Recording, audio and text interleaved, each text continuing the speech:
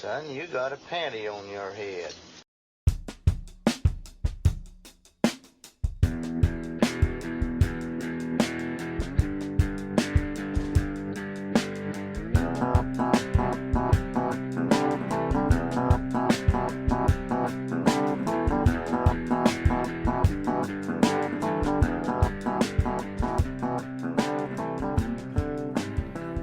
So there I was. That's how all great aviation stories start.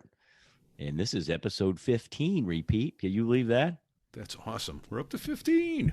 Episode 15, and the title of this is Sir, Don't Eat the Donuts. We interviewed Shiny, former Harrier pilot and Gulf War combat veteran. He has some great stories. He did indeed. Some time in the first Gulf War, how they came all the way around. I mentioned briefly in the show about they went westbound around, but I do remember that being a big point of confusion for a lot of us, going, why didn't they go westbound around? They came from Japan all the way back through the United States, through the East Coast, and then all the way east until they got to the Persian Gulf. Kind of like the long way around. It was right? The long way around. I think they took about a 19,000-mile journey Yeah, to get 20, there. Yeah. 20 airplanes en route. Isn't that something? Exactly. Yeah, he's got a story about the XO's daughter. Yeah. And he did a little time in the training command and then life after the training command. Right. He had a pretty full Marine Corps career before Indeed, he went he did. to the major airlines. Yeah, he did. Great storyteller, great Marine, great pilot. Fun to have him on the show. We hope you all enjoy it. Without any further delay, here it is, episode 15. Sir, don't eat the donuts. Don't eat the donuts.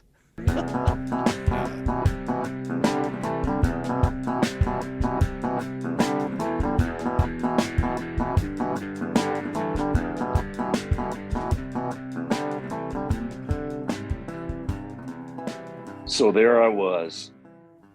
It's how every great aviation tale begins.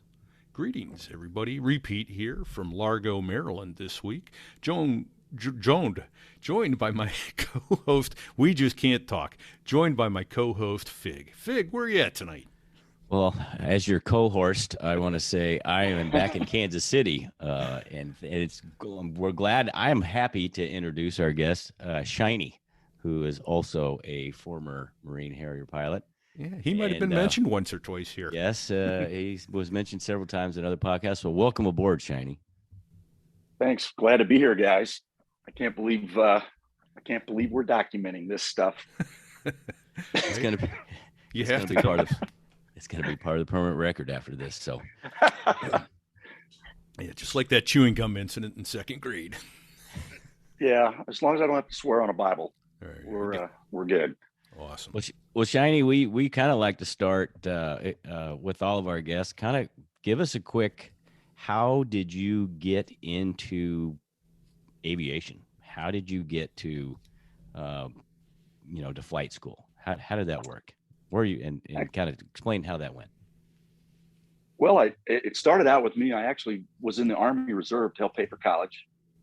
Kind of needed a little financial help. And after I did a couple of years of that, I thought I wanted to be an officer. So I sniffed around different officer programs. And the Marine Corps had this PLC program. Since it had been a few years since I got out of high school, I had to take the AQT FAR and the ASVAB test. I was an engineering student in college, so I scored high on it. And the guy came back to me and said, all I've got is aviation contracts. So I hope you want to fly airplanes. Darn the luck.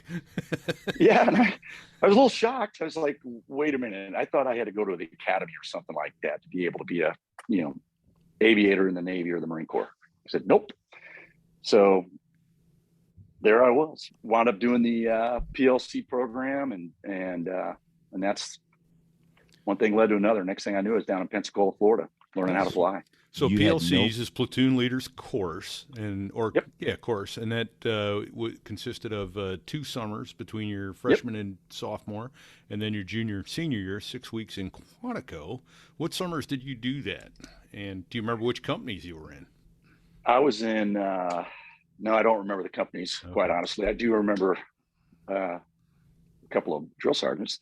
but actually fondly, I might add. But 83 and 84. Excuse me, 84 and 85. And then I got winged in, graduated in the summer of 85. And off to Quantico for the basic school. Now, you went to the University of Nebraska, and that's where you met Sinbad, correct? That's right. Or did you know Sinbad prior to? No, I did not know. Excuse me, I did not know Sinbad ahead of time. Scratch that.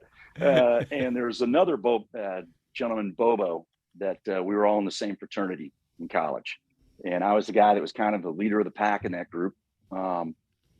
Sinbad had wanted to fly also, but I think he was pursuing a Air Force Academy slot, and Bobo simply just wanted to fly also. And I got calls from him while I was in flight school that motivated those guys to do the same thing. And then they wind up doing the officers candidate school, flight school, and both those poor guys want to fly on the Harrier also.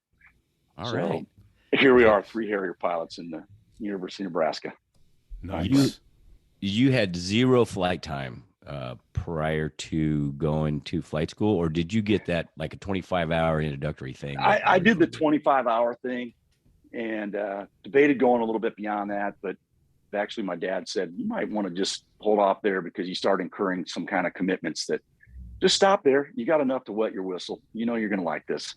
Go to flight school. All right. Good sound advice. So I actually thought of another question that I think I'd like to start asking guys, but I know the answer on this one, so I'm going to ask it anyway. But in all your aviation career, what's your favorite airplane that you ever flew? I don't know. I should say the Harrier, but I did a stint as an instructor in the A4, so I got a few hours in the A4, and I really loved the A4. Right. Okay. Everybody likes flying the A4. It was a great airplane, simple airplane, good cross country airplane. It was a lot of fun to fly. Simple, fast, sexy. It was a great airplane. Yeah. It was a great plane. So, well, Shiny, what primary squadron and then intermediate and advanced jet squadrons did you go through?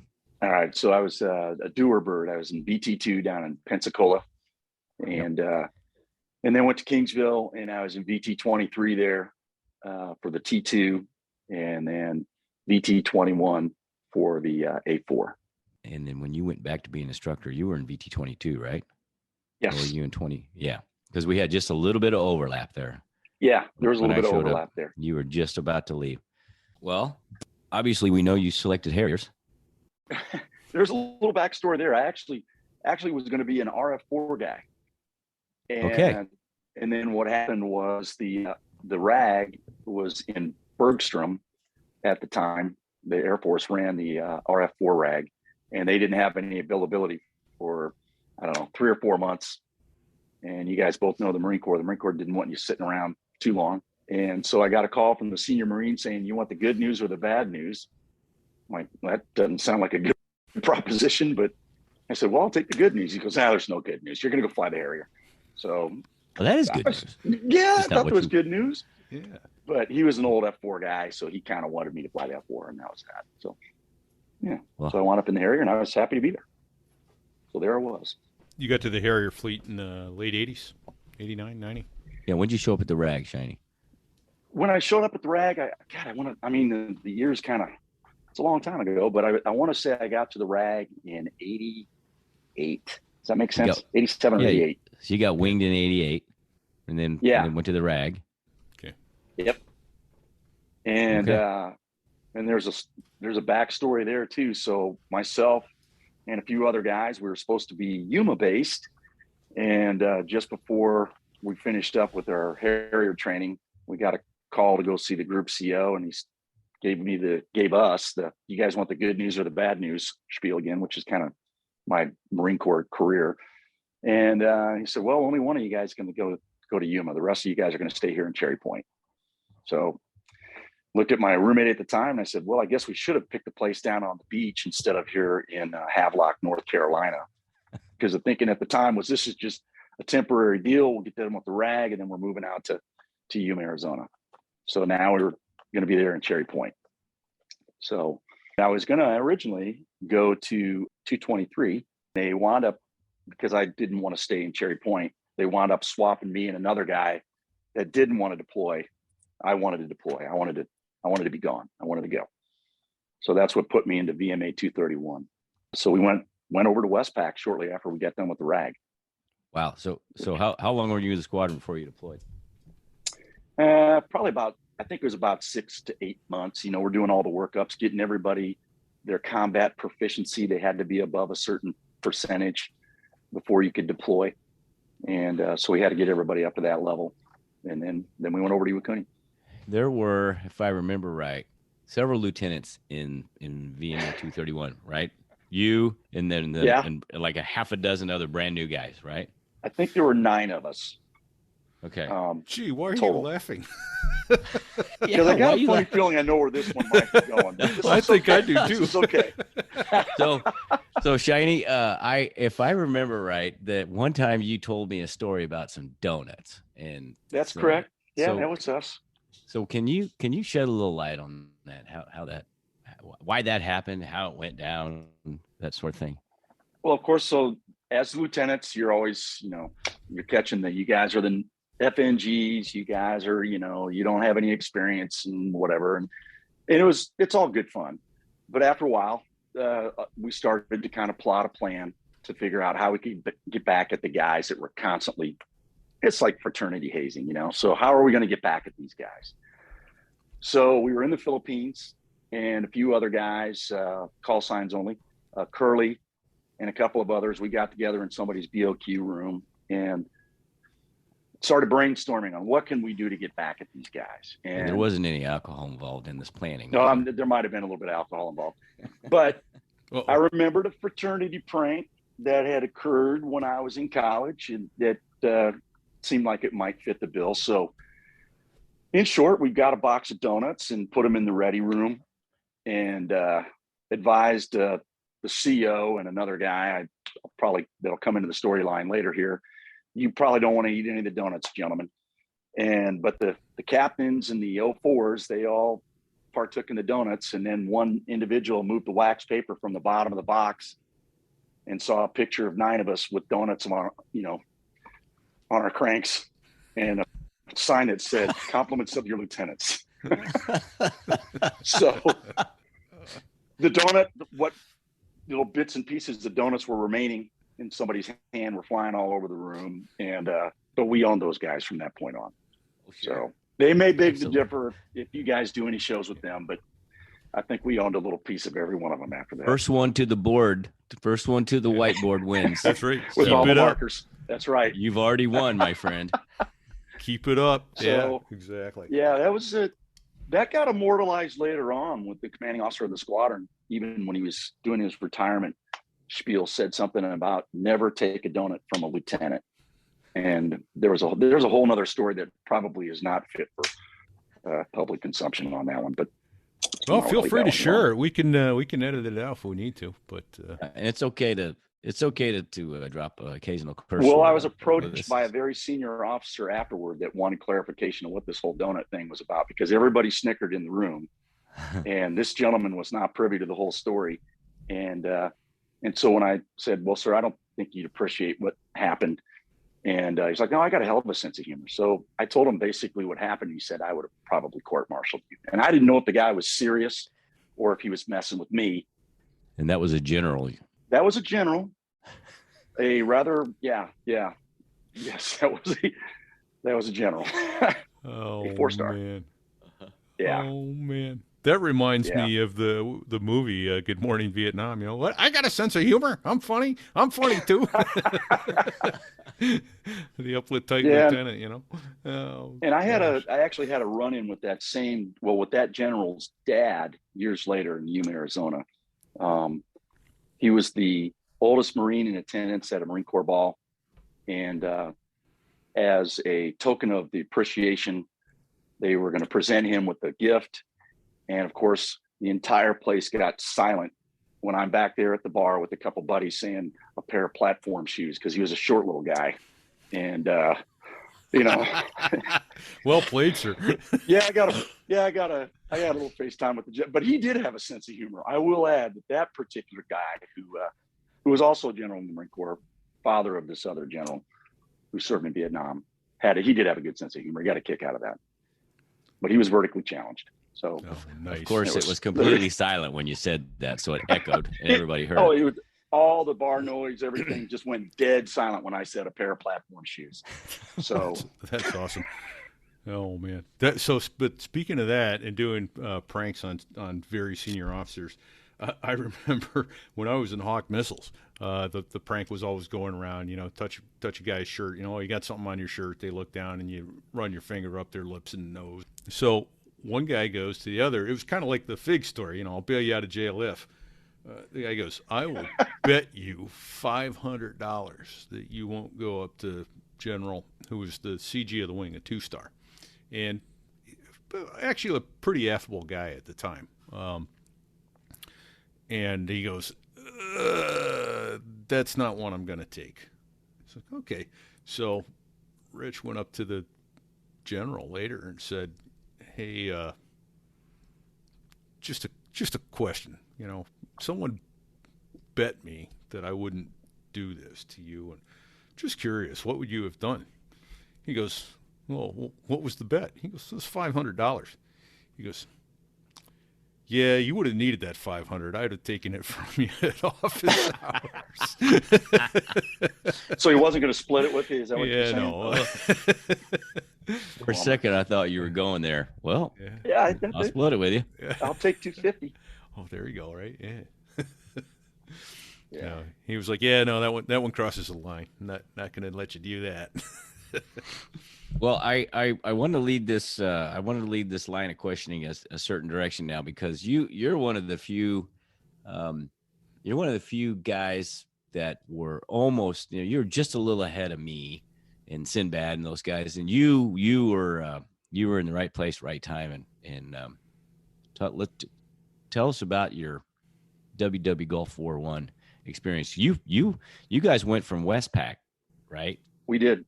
So tell us the story of the morning, or what you were doing when you found out that when you found out that there was probably going to be some combat action, because this is a good story. We had been flying some night flights and shared a BOQ room with Barney, call sign only, and another guy, Bull, that God rest his soul, if you guys remember Bull. Oh yeah, we talked about Bull on an earlier episode. And Barney got his call sign because he looked exactly like Barney Rubble, the character. He was Barney Rubble. Well, Barney had a snoring problem, and so we're in the BOQ room, and if you remember the BOQ, in places like the Philippines or Kadena or whatever, they had like 3 TV channels. They had the Armed Forces Network, you know, which had the Big Brother cartoon, whatever stuff, and they had headline news. And so the headline news was on just to provide background noise, trying to drown out Barney snoring. So Bull and I thought it'd be kind of funny to drop M&Ms down the hatch. And Barney didn't even miss a beat. He didn't even wake up. He would just chew them and swallow them and then keep snoring. So after a couple of, episodes of laughing about that, we see that on the news, they're announcing that Saddam had invaded Kuwait. And I thought, this is probably not good. And I was the guy that was responsible for retrieving the classified material at the time. So probably not a bad idea for me to jump on my little bike and ride up to the comm shack up there in QB and get the message traffic. And so I got the message traffic and delivered it to the squadron CO. And that's shortly thereafter we found out we were going to be touching up our airplanes. Squadrons don't paint their own airplanes, but we did a pretty good touch up on the airplanes and changed them from a desert or from a green camouflage scene to more of a sky desert camouflage scheme. And then about 3 or 4 months later, we went the long way. We went from Iwakuni to Wake, Hawaii, Yuma to Cherry Point, where they did some stuff on the airplane before we brought it over to the theater.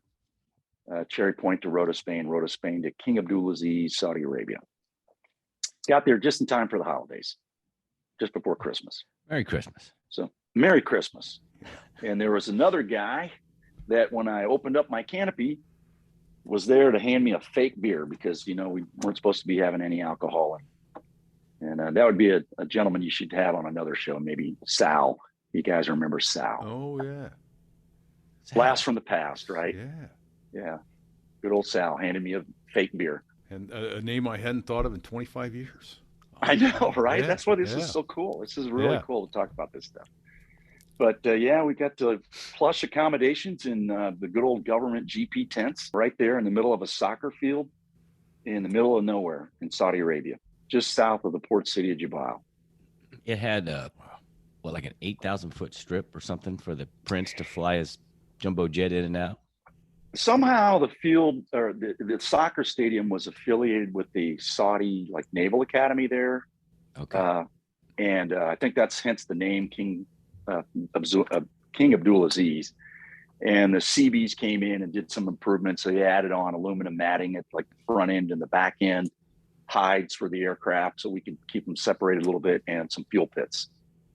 So that's where we operated out of for basically the whole Gulf War.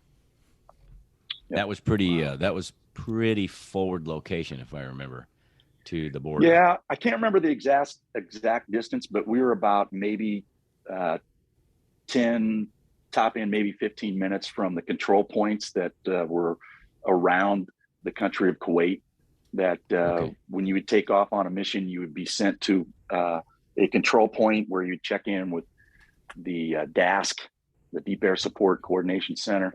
Yep. And then they would hand you off for some sort of follow-on mission, either with the FAC on the ground, mostly later on when the ground wars started off. But so typically when we would take off, we would head up to one of these control points that were oriented around the border. And there were several of them within the country of Kuwait itself too. And airborne, we'd check in with the DASC, and they would assign you who you're going to be working with, whether it be a fastback, that would be a forward air controller that's in an airplane, somebody on the ground, or sometimes they'd send us to kill boxes, just go try to find something inside of those boxes that was on the targeting list. I think I did 43 sorties that way. Hey, drop tanks or no drop tanks? We did not have drop tanks. Because it seems like every time we saw one of you guys on CNN taking off, or there was no drop tanks, and everybody else was carrying drop tanks because they were transit from farther away. That was part of the reason we were forward located. We could give about an hour of on station time without any drop tanks, without having to hit the tanker. And there was a forward base even closer, a little place called Tanajib, which was only, I believe, maybe 10 miles inside of Saudi Arabia from the Kuwaiti border. So there were several times we would fly from King Abdulaziz, go do whatever mission it was. And when there was targets of opportunity popping up, we would turn around in Tanajib, which drastically reduced our turnaround time, get gas, bombs, and right back up on one of the control points for another mission. And so it was not uncommon to do 3 or 4 sorties a day at that point. That's awesome. Yeah, it was very efficient for us. Yeah. So you'd rack up a lot of sorties, and then you typically had 1, maybe 2 days before you'd be on the flight schedule again. So okay. And 231 took some losses, as I recall. We had one guy that was shot down, and he was a POW for a few weeks. Right.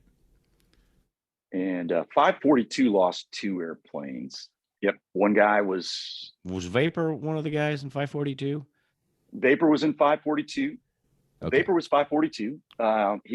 His airplane got hit. He was trying to land at an airfield in Kuwait that we were under the impression was held by friendlies. I don't think that was truly the case, but the airplane came apart before he got there. He punched out, and he managed to get picked up by Marines. And the other gentleman was killed. Right. That was in 542. Right. And then 331 lost a guy too, who had I think they had a plaque or a burger in honoring him at Tinker, right? Yeah.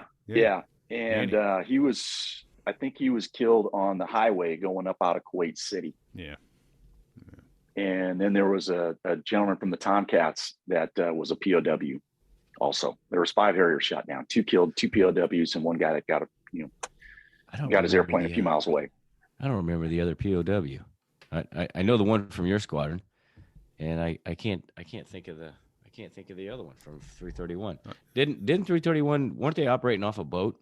Didn't they were lose operating somebody off behind of the a ship? boat. They were off the Nassau, I think. Didn't they lose an airplane and a pilot, like behind Yeah. the ship one night? I think that might have been on the way home, if I remember right. I'm not 100% sure on that one, but they did lose somebody operating off the boat, and they lost an airplane where the pilot was killed on the highway out of Kuwait City. Yeah. And Lawman was his wingman or lead on that deal, if you remember Lawman. Right. That was Reg. That's right. Oh yeah. Yeah. That was Reg. That's yeah. And I think there was one other thing about it. One of the West Coast guys, and it was. Oh yeah, no, it was after the war that he got it. Was Rip flew inverted into the ground at night. Yeah, and they don't know why. Rip, yeah, Rip. Sinbad was with him. Sinbad was with him when that happened. Right. Yep.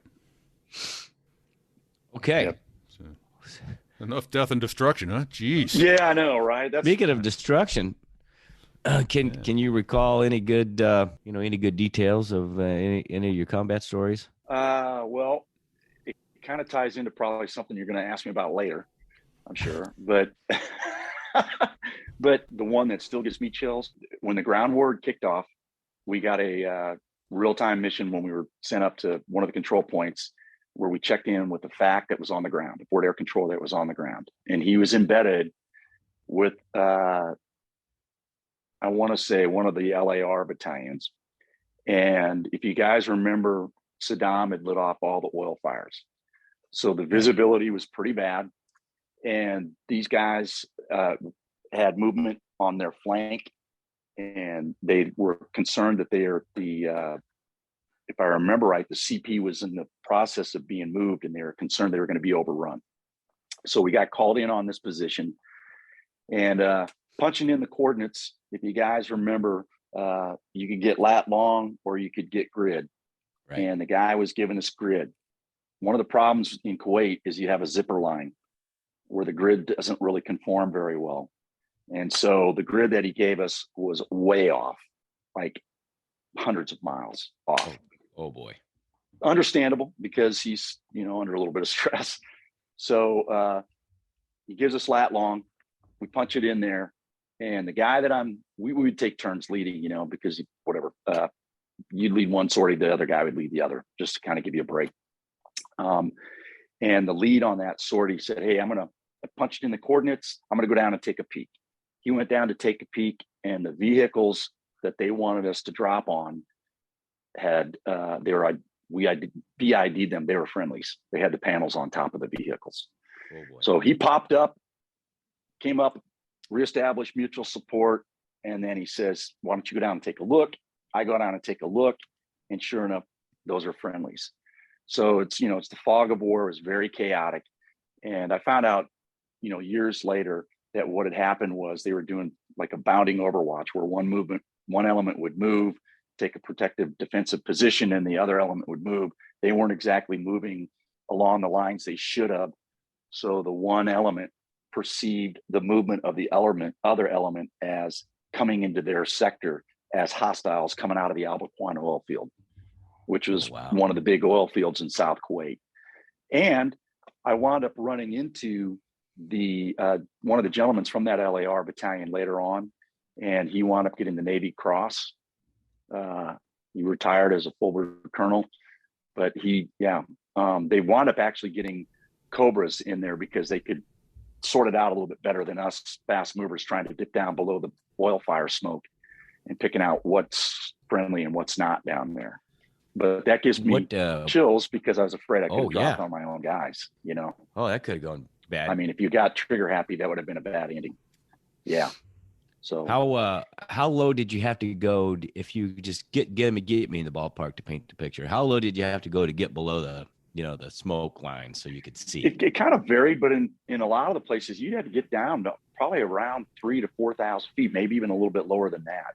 And of course, you got a bag of knots, and you didn't want to loiter around because you're silhouetted underneath that cloud, that smoke. Right. So you're a very easy target for somebody that was, waiting for you to come down there. So we poke our nose down there, take a good look, and then pop back up into the smoke, find your wingman, and figure out where you're going, next.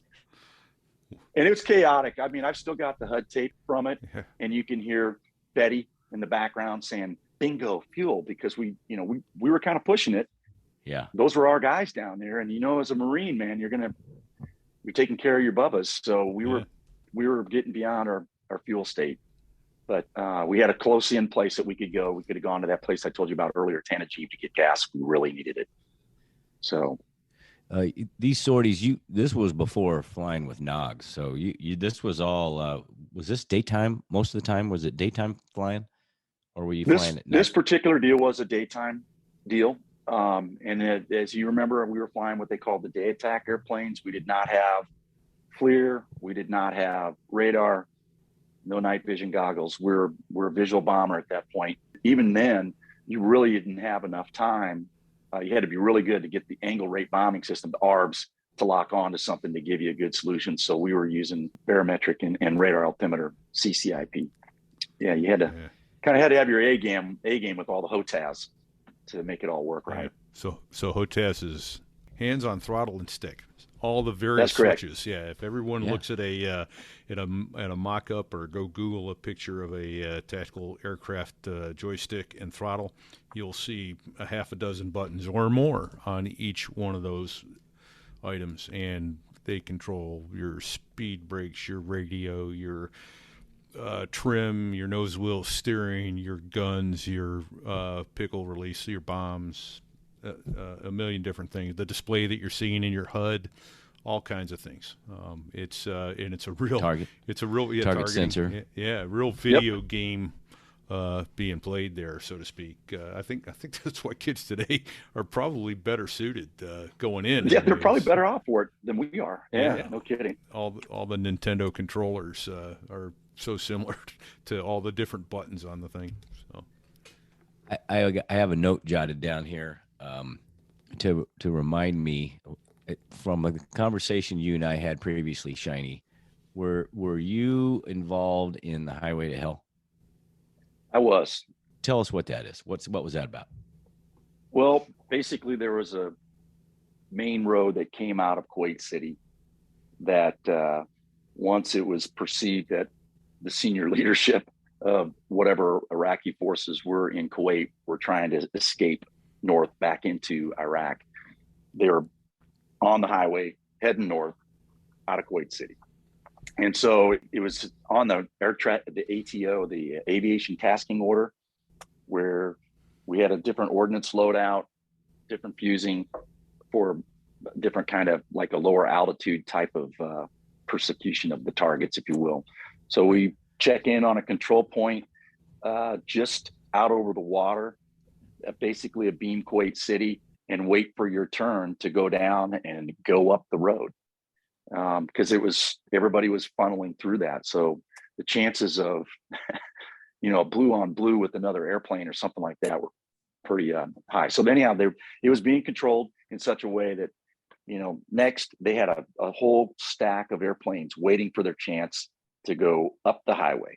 And it was like a training command road recce where you're establishing combat spread about a mile apart, beam each other, heading up the road. And as soon as you picked up any kind of mover at all on the road, it was fair game. It was beyond the fire support coordination line, which meant anything beyond there was Indian country.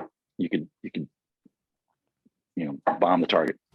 And so you'd select quantity 2, multiple 1, and and hey, I got a mover.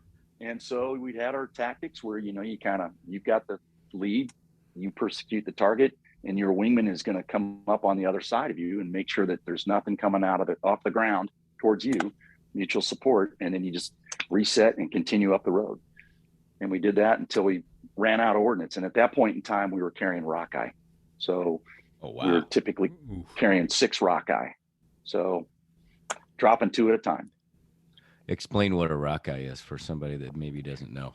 It's a cluster munition that when it opens, I can't remember the exact number. I want to say like 247 of these bomblets will come out. And the closer you drop it to the ground, the denser the pattern is. Right. But it's I believe the ones that we had would go off as a shape charge if it hit something hard. So that meant it had an armor piercing capability. But if it didn't hit something hard, I'm sure it had a bad effect on personnel or anywhere. Not something you wanted to be too close in the observation pattern. No. It was not. Wouldn't be good to be on the receiving end of that one. So, yeah. And then I'm sorry. Go ahead, Dave. Well, I was gonna say I think you sort of touched on it. There was a high risk of a SIMO run. Yeah.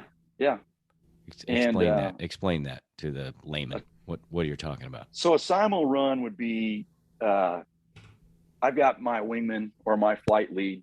We're persecuting a target, and there's somebody that we're not even on the same radio frequency with, but because of a lack of coordination, just so many airplanes in the air, somebody from maybe off of the boat that hadn't checked in with the same controller is persecuting the same target. And, it's, the geometry is there where you could wind up having a midair as you're both pursuing the same target. So, yeah. So, I saw him first. Get out of my way. Yeah.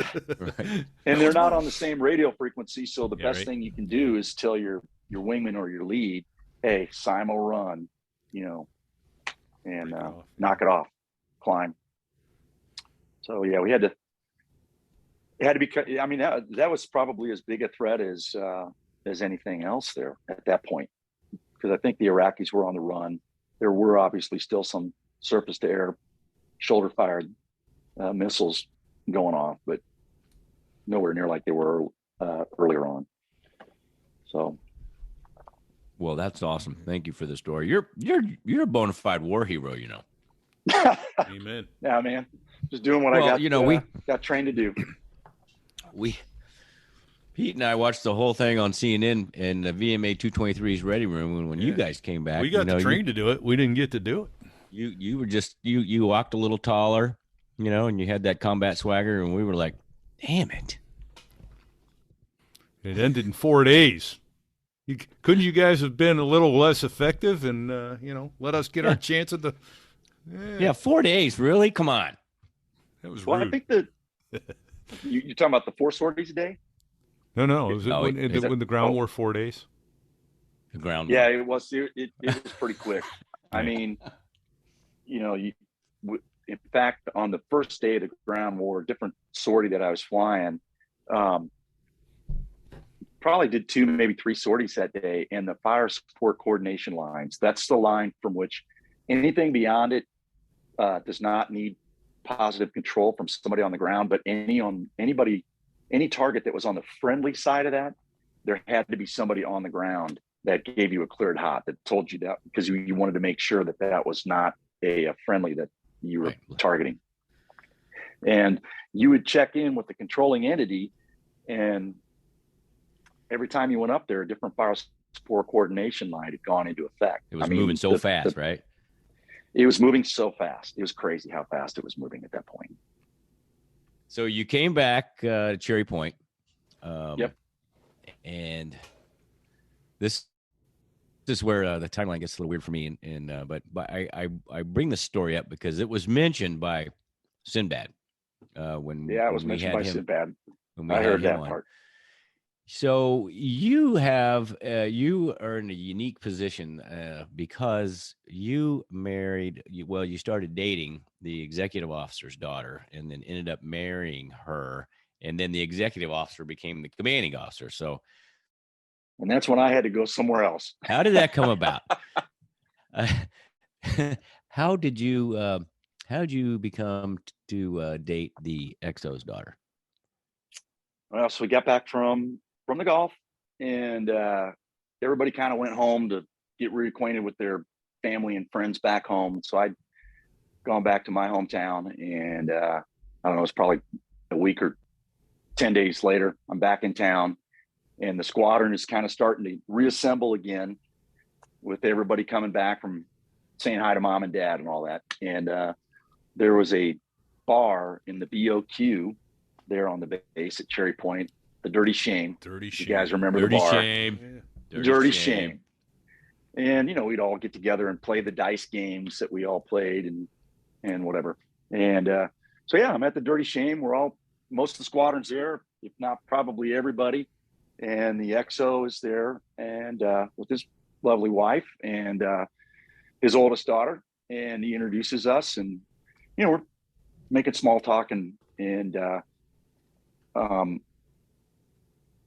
there's maybe more of the story I shouldn't tell, but I left her talking to a guy that we jokingly called the grenade. You know, you put him in a room full of people, you pull the pin and you run away and just watch what happens. And that led to somebody telling me, "Hey, what are you doing? You left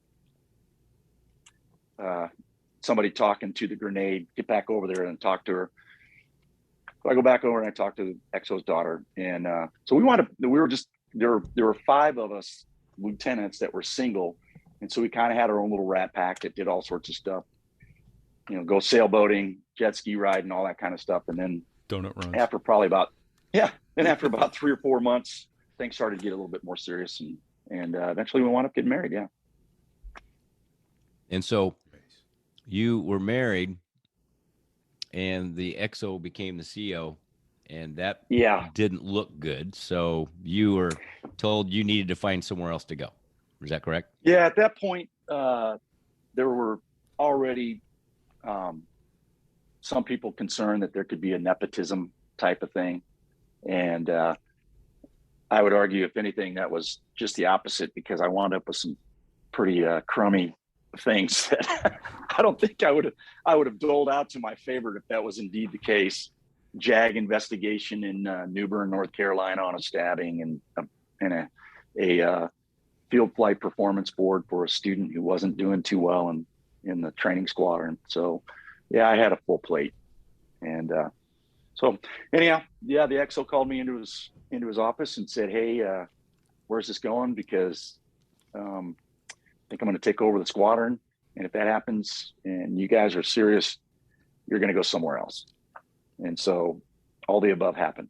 It got serious. He took over the squadron, and I wound up going down to Kingsville to be an instructor in the A4. Okay. So, so that brings that whole story full circle. Right. Darn the luck. And Darn the luck. I actually ran into you in Kingsville again. So I got there in, it was like May or April of '96. And I think you probably left a couple months later. Do you recall? I want to say I left in '94. No, I'm sorry. I got there in '93. I got there in April or May of '93. Yeah. It was late '93, I believe, when I left. Went through a quick refresher in Cherry Point, and then I wound up going out to Yuma. So my second tour in the Harrier was in Yuma with the Blacksheep. Okay. I knew you'd gotten to Yuma, and I couldn't remember the timeline. So you went from training command back to Yuma. Actually, I did a back tour in between there. 1 year with 3rd LAR Battalion. Yeah. Ouch. Okay. But that was actually a good tour. I enjoyed that. And that's where I met the gentleman that got the Navy Cross from the LAR Battalion. Met him in the gym. He knew who I was because we didn't drop on them, and he was thankful for that. So that was kind of a good feeling there, to know that somebody on the ground, because that battalion had an A-10 take out 2 of their LAVs a few weeks earlier, or a few days earlier, if I remember right. Yeah. So they had a blue on blue from an A-10 with the Maverick. IR Maverick, I believe. Crushing. Yeah. Lost 10 Marines. When you were in VMA-214, they were flying night attack Harriers, right? Yeah. Yep. So I got the night attack under my belt with that one. So with the FLIR and the NVGs. Yeah. So you were in the squadron with one of my college mates. He was a year behind me, Topper. Oh yeah. Yeah. Teals. Yep. I think he got it. I think he changed it to Topper after he lost the canopy. Maybe you. Okay. Were you there when that happened? I don't think. I think I showed up just about the time they may have put the investigation or whatever on that to bed.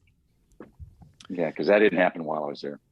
So 214, and you did a tour there, and then did you leave active duty from there? I did a boat deployment and was basically going. I don't even know how to put it. We were just starting to get email, and the commanding officer of the squadron said, "Hey, congratulations, Shiny! You're going to get to go out on the next boat, Dad." And that was when I was already kind of deciding, am I going to keep doing this or am I going to get out? And I wasn't really sure what another back-to-back boat deployment would do to my relationship right. with the gal we talked about earlier. And these are 6 months at a time, right? 6 months float at a time. Plus the workups. Yeah, plus the workups. And so, I made the decision to just go ahead and get out at that point in time. It just seemed like the smarter thing to do. The airlines were hiring. So what year was that? That would have been in 97. Well, I left active duty in 97. And so thank you for your service. And then did you stay in the reserves? Not at first. At first, I wasn't bitter or anything like that. I just was kind of moving on with my life. Done. And done with it? Yeah, kind of done with it. And I flew with the guy that was in the reserves. And he's like, wait a minute, you were in the Army Reserve to help pay for college. And you did basically 12 years of active duty. So he's adding up the math. And he's like, son, are you stupid? You only got to do a few more years to get a retirement. And so, I kind of pondered that. And I wound up seeking a reserve job. But as you know, there's no reserve Harrier flying billets. And I was in the Atlanta area. There were a handful of Harrier pilots in a reserve unit there in Atlanta. So they really didn't want any more Harrier guys. There were non-flying positions. And so I was encouraged to go to the MTU, which is just a kind of a holding tank until you find someplace else to go.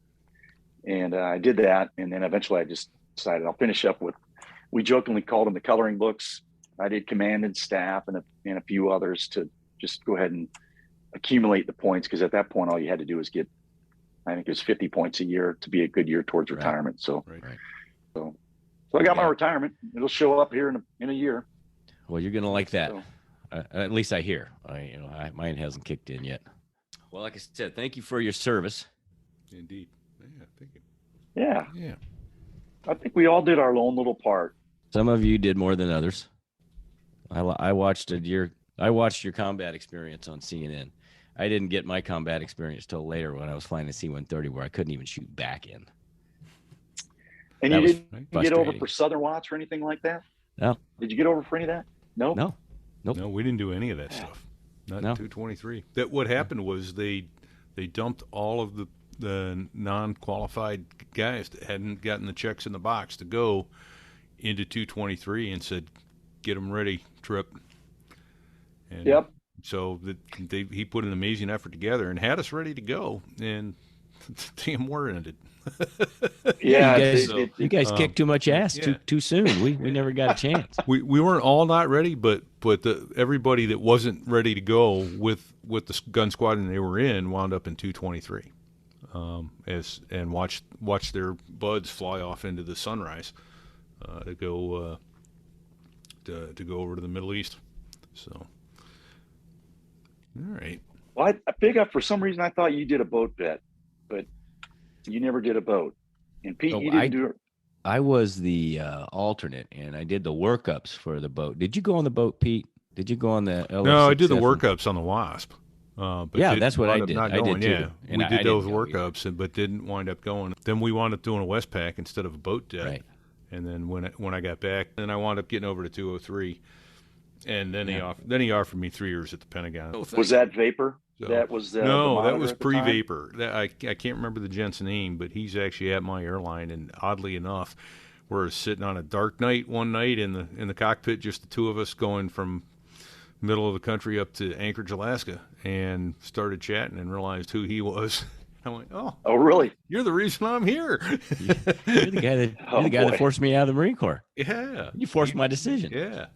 He goes, he kind of apologized. I'm like, nothing to apologize about. It actually wound up being one of the better financial decisions for me that ever happened. So, but yes, I think a lot of those things that just kind of pushed you into the water were ultimately the better thing that happened to us all. Absolutely. Time to sink or swim. Absolutely. Well, it's tough. You had young kids, and you just did a boat debt, and the boss is telling you, "Hey, congratulations, you're going on the next one." That's rough. Well, and the debt that we were on, we were it was supposed to be this go see some cool places, and we wound up sitting there doing Southern Watch off in the Persian Gulf, and I knew the next boat was going to do the same thing. This itinerary that they had was not going to be what they did, right? And I'm not some clairvoyant, but I figured we were going to end up back in Iraq again. It was only a matter of time. And so I didn't really feel like hanging around for the second part. I'd already done my part. I was done. I think that was probably the best call right there, buddy. Look how it worked out. Yeah, it worked out great. Yeah. Exactly. Yeah. Got 2 kids, 2 grandkids. That's Nice. what life's all about, right? It is. Thank you for sharing your story. Indeed. That's awesome. God bless America, and God bless the United States Marine Corps. God bless the Marine Corps. That's right. Absolutely. Yeah, it was a special privilege to get to be a Marine officer and to fly jets and serve around the fine professionals that also chose to do that. I think I'd do it all over again if I was 30 years younger again, I've often been asked what I do again. I'd do everything again except OCS. That wasn't my that motion right there. Okay, so before we close it then, thinking of that brought some quick laughs. Favorite OCS story. I'm in Lima 2, summer of 81, and Sergeant White and Staff Sergeant Cadena were the sergeant and instructor and the platoon sergeant. And they came in and said, "New rules, candidates. We have now been told we are not allowed to trash your shit. We can't touch your things. But there's no rule that says you can't do it." So, when I come through the squad bay doing this, and he's waving his finger vertically around and around and around, he goes, "That means I'm a little brown tornado, and I better see shit flying everywhere. And if I don't, you're going to wish you had made it fly farther and harder than it had ever flown before." And so he'd do that about twice a week. He'd come through with his finger in the air, and we had to throw our own shit out of the wall lockers and foot lockers, strip our racks, throw the mattresses. Was this at Upshur? Were you guys up in the Quonset huts? Yeah. It was a Camp Upshur. The Quonset huts? Yep, that was a Quonset hut. Yeah. Those were the Quonset huts, like something straight out of Gomer Pyle. Yeah. All right, Shiny, what's yours? All right. So do you guys remember the junk on the bunk inspections? Yes. Okay. You had all your stuff out there, junk on the bunk, and you had your web belt on, and you had, whatever your magazine, the magazine pouches, the whole 9 yards, right? Magazine pouch. And so when an inspecting officer would stand in front of you, you'd have to do the order arms, right? And so right in front of me, this kid that's doing his order arms, when the colonel steps in front of him, keeps catching his M16 on his web belt. And the colonel finally says, "Son, just stop." And he said, "What did you plan on doing this summer?"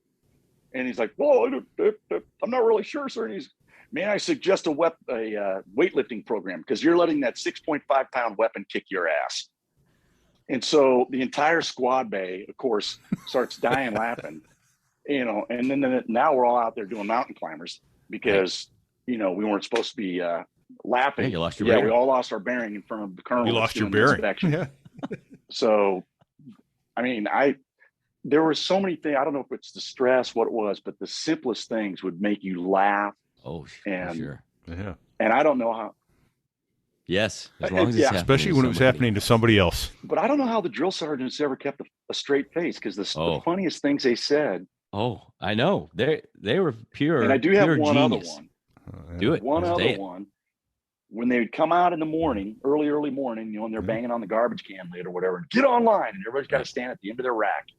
Well, there's a guy, a couple bunks down from me, but he woke up with, let's just say something was Morning wood sticking out. Yeah. Right. Yes. And Gunny Patterson didn't even drop a beat, man. He puts his cover on it and looks at him and goes, "It better not touch the deck." And just kept on walking. So basically it became a hat rack for the Gunny's hat. And needless to say, despite whatever this kid was thinking, it touched the deck. So, and then all hell broke loose. Well, funny, you that was a segue. That's my OCS story. Same kind of deal. And this is for early on. This is right after we got all of our stuff issued to us, the clothes and everything. And it was, one size fits all boxer shorts. Right. Sergeant instructor flips on the lights at 4 a.m. Bang, throws the garbage can, get online. And so he's going up and down the squad bay, screaming, telling us we're, unfit and worthless. And in mid-sentence, he stops. And he's off to my left. And I'm looking across at the guy in front of me. And we're both straining to see what's going on down there without moving our head. And finally he goes, "What the fuck is that?" And then I just looked, and it was the same deal. This poor dude, his boxers were, of course, they're giant, and the fly was wide open, and this dude was standing there at attention with morning wood. And this guy gets right up in his face, and he says, and by the way, this guy was so I went to a 10-week OCS. It was one and done. Yeah. And this guy was a lawyer. He had already graduated from law school, and he wanted to be a Marine Corps JAG. And his last name was Bumba, which makes the story even better. So the sergeant instructor is standing there and says, "What the fuck is that, candidate Bumba?" Sergeant instructor of the candidate, "Oh, goddamn it, I want to know what that is, Bumba. Tell me what that is. Are you happy to see me, Bumba?" And he's going on and on. And I'm looking at the guy across from me, and he is crying. He got tears running down his face, trying not to laugh. This goes on for several minutes. This poor Bumba is getting and then and then it's he leaves him alone, and then we play the games where you got 5 seconds to make your rack. Well, Bumba, being the smart law school graduate, the very next morning, same kind of deal. We start early in the morning with the trash can and get online, and he screams at everybody, and then he says, "Okay, you got 5 seconds to make your rack."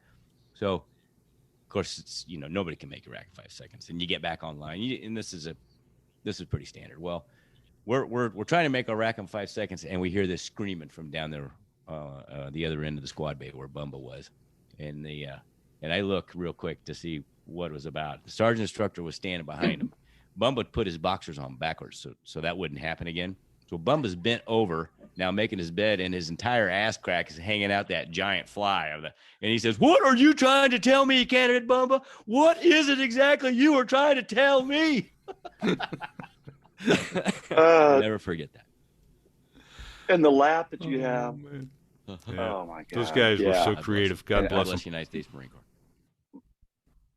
There's a little bit of truth, I think, to the opening scenes of Full Metal Jacket, where the drill sergeant's going. I mean, there's a different kind of appreciation I have for that movie. Oh yeah, I haven't been through an experience like that. All right, gents. Well, let's wrap this up, and again, let me say thank you for joining us, Shiny, and thank you for your service. God bless you and your family. That's great. That's awesome. You're getting to spend time with kids and grandkids, and you served your country well, and then you shared it kindly with us. We're honored. So thank you. Want to also say thank you to a man who has supported us in putting this show together and getting it out and helping it become as popular as it is rapidly becoming. So thanks to Dave Hamilton over at the Mac Geek Gab, macgeekgab.com. It's a tech podcast that's all things Apple and more tech. And Dave has showed me some numbers last week. We're well over 500 listeners per show and growing. So please share this show with your friends. And there's something else you can do to help us grow. If you're listening on the Apple Podcast app, you can go to the bottom of the screen with this show up and give us a 5-star rating, and or a quick review would be also very nice. That helps grow the show, lets other people see that this is a popular show, and helps Apple rank us higher up to get more people to see it. I actually heard from a guy this week who was on the deck of the USS Lincoln on our last show, episode 14, Happy Birthday, Yogi. And he wrote to me and described how he saw Yogi coming back to life. Said he looked like a marionette puppet being picked up off the floor by a puppeteer as he was coming back to consciousness. And I'm like, wow, yeah. So some great comments coming in, and we appreciate all of those. Reach out to us, please. There's Fig at sothereiwas.us or Repeat at sothereiwas.us. Repeat spelled REPETE. And you can reach us on Facebook at sothereiwas.us/Facebook or sothereiwas.us/Twitter for the Twitter account. So with that, everybody, enjoy your week ahead. Enjoy the show. Please share it with friends. And we'll see you next week. In the meantime, check 6.